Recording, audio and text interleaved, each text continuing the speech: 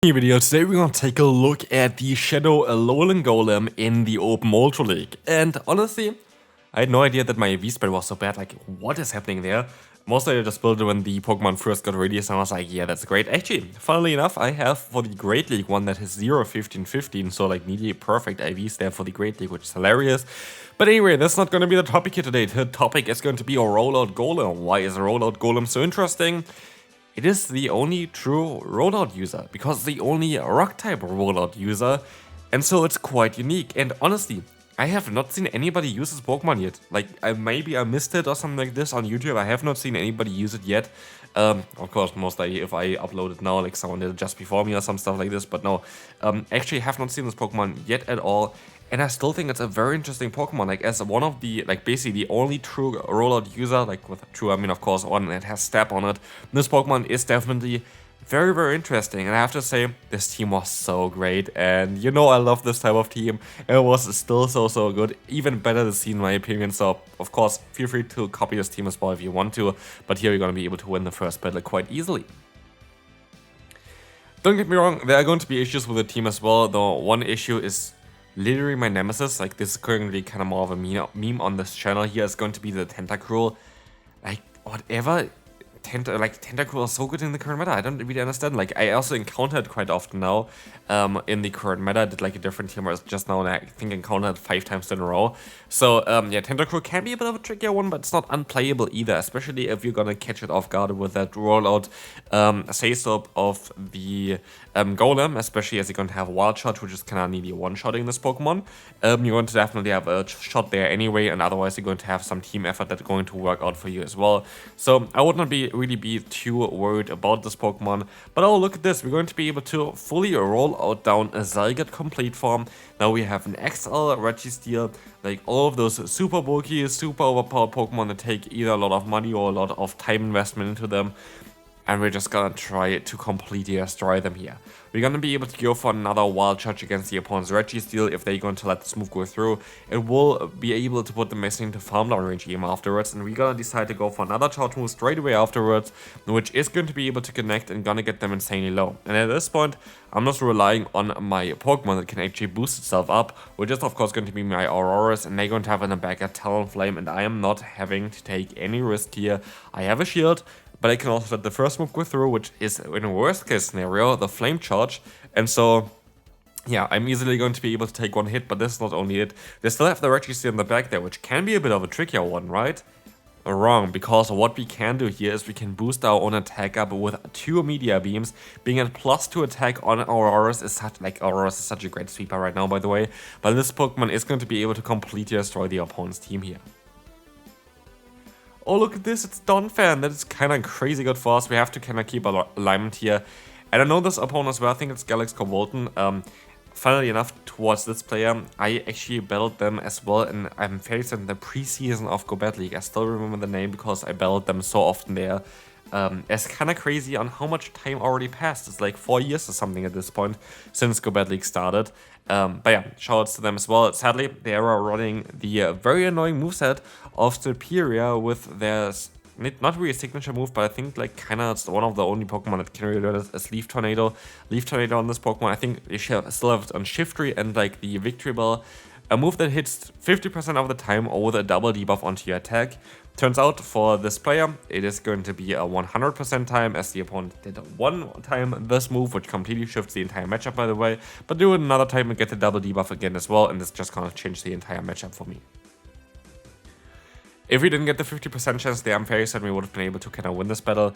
But also then again, I should have stayed in maybe for a bit longer for the lead matchup, so I don't really want to blame just like the chance there. Of course, at the end of the day, they run the move for the chance, and if they get lucky, they have a better chance of winning the battle, which is totally fine, nothing to complain about. But I kind of still want to more highlight the points where I could have played a bit better, because that's something that is on my hand. Debuffs and whatever are annoying, but they are not in my hand, just, yeah, basically just a random factor anyway. We're gonna see some superpowers coming through, and they're gonna swap out into an Ampharos. Ampharos is going to be fine. We can go for a neutral Leaf Blade, which does quite a lot of damage, and we can go into our Golem, which has to use a shield here because Yeah, that incoming Trailblaze would do quite a bit of damage, but we can at least still go for another Rock Blast here. This will be enough to get them into farm down range. They can still get to another move, but this is going to be a +1 Brutal Swing. That's not going to be a Trailblaze. They only went for 2 fast moves, not 3. And so they're going to go back into the Chestnut, which we can try to retaliate against as well here, trying to get the double knock on it without a Golem, which we can do. And in the back, it's going to be that War Rain, and that is going to be great, as we can reach out for another charge move. The opponent very likely going to use a shield now, and I can swap out into my Auroras. Here's the thing as well. I can't take an Earthquake, so we don't actually have to be worried too much here. Earthquake is not going to be something that is going to one-shot me, and I'm gonna be able to generate energy as fast as the opponent, and I'm going to be able to also get to another rocket type move here, which the opponent definitely not going to be able to survive. And this is like the benefit of Auroras here. Auroras is just going to be able to go for a double stab, while the opponent just goes for the single stab there with the ice type moves, and that is going to be definitely a benefit for us. Can I get my revenge against Donphan? That's the question here. Should have stayed in for a bit longer and went for a charge move here against that opponent's War Rain, but it is what it is. We're gonna see here the shield coming up against the Earthquake from the opponent. At least at this point, I can just go ahead and go for a wild charge, knock them out, get alignment back, lose my Golem basically straight away, which is not really ideal, but it is what it is. As you can see here already, the Mud type is going to be able to do quite a bit of damage, but actually Wild Charge here still does some decent amount. We're gonna see that they are staying in for a bit and now swapping out into the Driftbloom, which is again a Pokemon that we can counter with our anti-flying type Pokemon in the back here with the Auroras. Auroras could go for the attack buff, but I rather go for the safe play of going for the Weather Ball, as the opponent still has 2 shields. This might be a scenario where they want to keep the shields for the Driftbloom to try to hit 2 Shadow Balls against us. And so I'm gonna decide to use a shield here, which is quite lucky. I was actually thinking really hard there of maybe even no shield and expecting the Ice Demon from the opponent. But at the end of the day, it did not really make any sense to no shield, and so the opponent is now going to be forced to go ahead and go for the full farm down here, but not before I can go for my own charge move.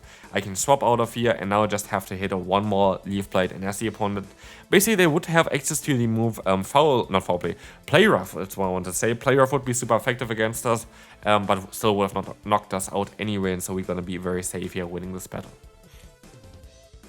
Feraligatr is what I like to see, but also the Drapion is a bit of a trickier one. Drapion depends on the moveset here again. Do you have Crunch? Do you have Sludge Bomb? You have Sludge Bomb, that is kinda bad.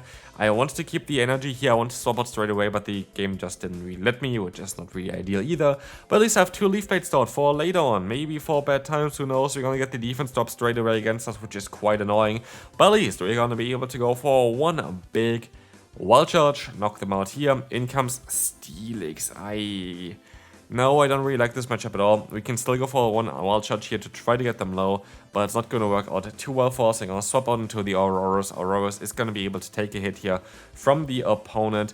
This is going to be a Crunch. Crunch is coming through. Gonna see the Feraligatr coming in, and I have to go for the bait here basically in order to get the shield from them, which in this case is not working out at all, and that is very bad for me. And I have to get 2 Leaf Blades off, and I don't know if this was a CMP tie or not. It was.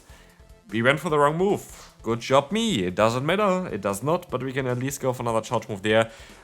If I would have hit the Media Beam, I definitely would have been in a very good spot here, but now it's down to this matchup, and I could have went for the CMP tie. I lose CMP tie guaranteed here. The opponent definitely has more attack than I do. And so my play is to overfarm by a bit, but I couldn't give the opponent too much farm either. And so it is all kind of a bit tricky. We're going to get the Media Beam off. We're going to see here as well the Steelix. Steelix is not going to enjoy that Weather Ball Ice here as well. Going to do some decent damage against them.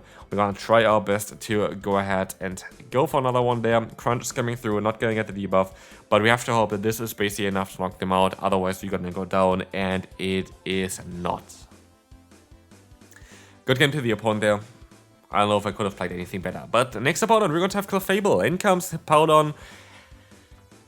What can I do? What can I do? There's nothing I can do here. There's literally nothing I can do here. This is kind of the reverse team that I showcased as well with Ursaring on the thumbnail, which was my favorite team so far for the Ultra League. Kinda. Like, I like this team as well quite a bit. But basically, there's not a lot that I can really do here to align myself. I kind of have to rely on my Auroras, I feel like, and hope that there's something in the back that I can deal with. But the opponent still gets some more charge moves. At least I'm going to be able to generate a ton of energy against them as they go for a Wither Ball, We still have at least now 2 Leaf Blades where we're gonna decide to go for 1 yet. I think I was debuffed. This doesn't make sense to do if I was debuffed, and I think that was... Why do I do this? I don't really know why I do this. It doesn't really make too much sense here. Yeah, I think I was debuffed from the Scorching Sands, so like I don't really know why I stayed in there for that long, because now it didn't really benefit me. It did not really benefit me at all. I can go ahead and go for the Meteor Beam straight away, expecting the opponent to think, oh, he most likely gonna go for the bait, which I don't. And so it's down to the final Pokemon, Moltres, and that is actually quite good for us. The opponent definitely expected a bait from me, which did not work out at all for them. Ancient Power I can still take. They don't get the boost here. I can go for another charge move, and I think I'm in a decent spot. I don't really see how the opponent can win this one. Like, honestly, like the opponent would need to go energy dry here in order to get the knockout, maybe, if they go for 2 Ancient Powers here, if they can even reach it. But then it should be in range, hopefully, for my other Pokemon, the Virizion, in the back. But does not even matter anyway, because Aurora is just too powerful. This Pokemon is so strong for the Ultra League. Please build one. We're going to have a Weezing in the lead. Horrible lead force, we're going to swap out straight away just to get out the opponent's Cobalion to get even harder countered. Like, honestly, not an ideal matchup at all for us, but we can still try our best here as the Wild Charge is going to get half of the opponent's health. Let's see what they want to do next. We're going to be able to go for another Wild Charge. This is going to be enough to get the knockout against the opponent, but they decide to use a shield, and this is all we can really take from this situation. I might be able to go for the full farm now though with my own Virizion. As we do super effective damage, the opponent does neutral damage, and this is looking quite nice for us. We're gonna have the Sacred Sword coming through, we're gonna do some super effective damage against us, and we're gonna try our best now to fully farm them down to get as much energy as possible, because the energy is the only thing that really can help us here, because we have to swap out anyway against the opponent's Weezing. Weezing really resists us, and we're gonna have the Feraligatr in the back. Now I was thinking here, Feraligatr needs 5 plus 5 plus 5, and I think Meteor Beam is 8 and then 7. I think so. And so I was thinking that most likely is ideal to go for a double Meteor Beam, because we should be able to outspeed them to the last charge move just by like 1 fast move or something, and we are able to do exactly this, allowing us to get knockout against them. But the game is not over yet, because we still have to deal with that Weezing. We had +2, which is great. But we can only get this move off now, and like, is it gonna be enough? Like, I don't know. We're gonna be able to get the Icy Wind, not the Icy Wind, the Weather Ball here off. Weather Ball is gonna get them quite low, but it is not enough. And they can still go for another charge move to knock me out. And that is going to be a bit risky, as now it's down to double resisted Leaf Blade.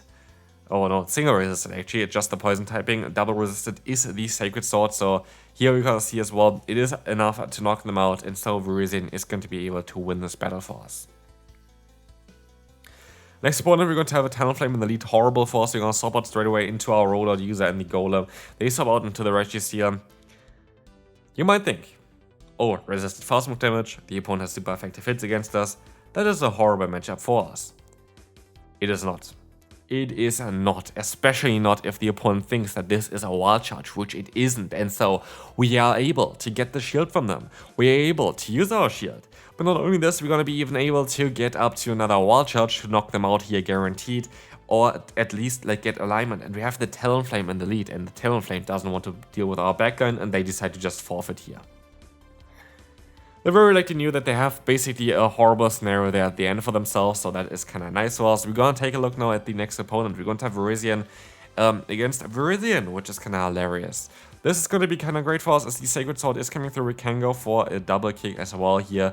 This is going to be a very good for us, as now the Virizion is going to be able to go up against the Virizion. Sacred Sword is going to come up against Sacred Sword, and it comes down at the end of the day on like the CMP tie. Who wins the CMP tie? Do we win the CMP tie? We have Raid IVs.